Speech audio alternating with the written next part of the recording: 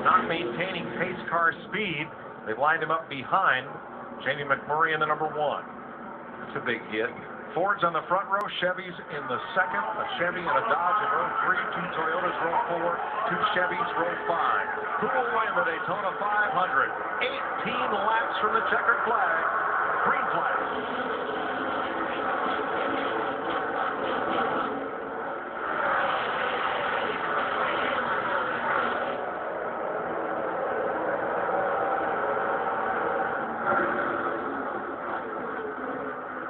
Kansas might be in trouble getting that 4 out on that restart. That outside line is going to have a pretty good head of speed, but he pulls up in front of Greg Biffle like Greg Biffle did him in the qualifying race. Yeah, he saw that line coming, and he jumped up there just at the last second. Now he's getting a shot from Biffle, his teammate in the 16. Those are the 2 best cars, the 16 and the 17. It's just a matter of whether they can hang together and work together. And they were 6 miles an hour faster than the pack going into the corner, as Kenseth moved up and found his teammate, Greg Biffle. Biffle, now Kenseth's wingman. Dale Jr. pushing Biffle right up to Kenseth's bumper. Boy, he is. I mean, they had a hit of steam coming down into the travel here. Dale Jr. was going to try to push Greg Biffle to the lead, but Biffle would have nothing of it. He stayed behind his teammate. Harvick's 29 on the high side with his teammate, Jeff Burton. The alliances are forming. I think Dale Jr. is going to have to rethink his strategy a little bit. He's got 2 Fords in front of him. He's got a Toyota behind him. He really is kind of in no man's land right now by himself.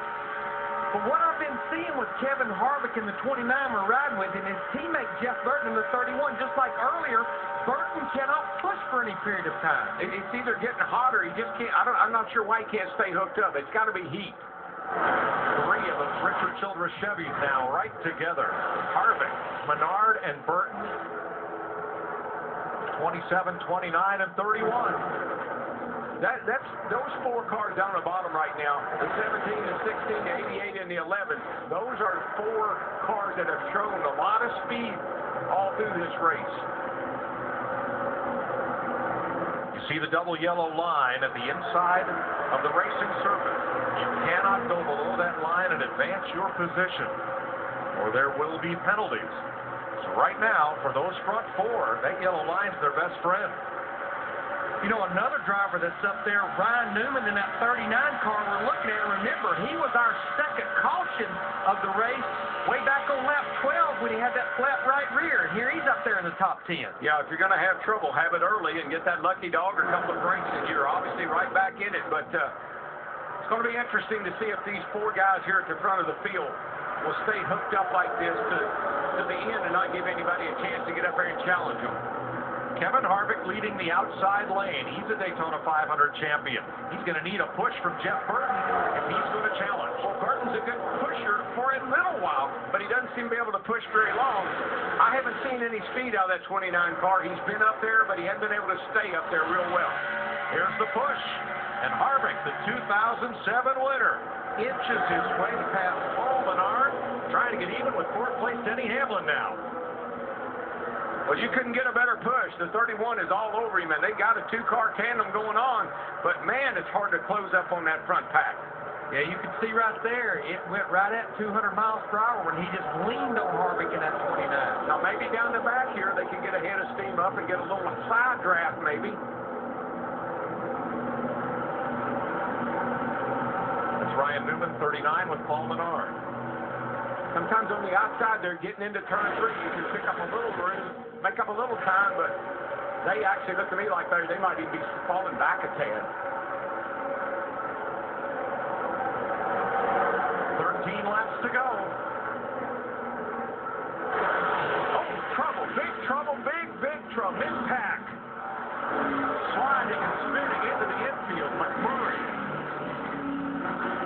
And sliding up the racetrack, 1 car. Going to coast to the bottom, that's Eric Almirola.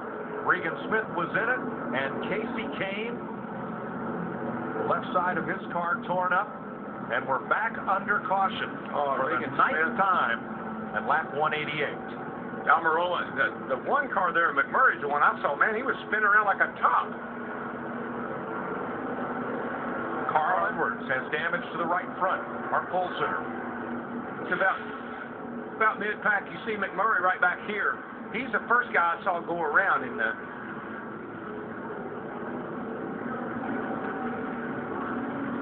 Got a little wobble,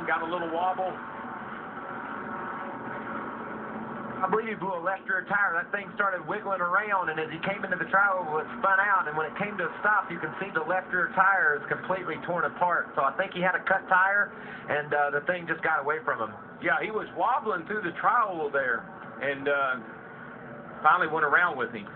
Another driver involved, Brad Keselowski, right there. Wonder if Brad twittered that. Right there is McMurray.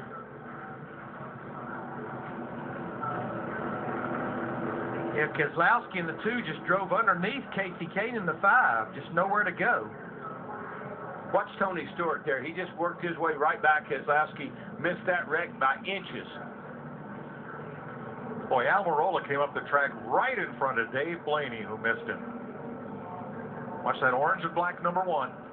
Yeah, right out of your screen. Right here. He starts wobbling right here, and then the car starts goes around, and it looks like a top. I saw that orange car just spin around, and look at Tony Stewart right there getting right through that mess. Well, Stewart did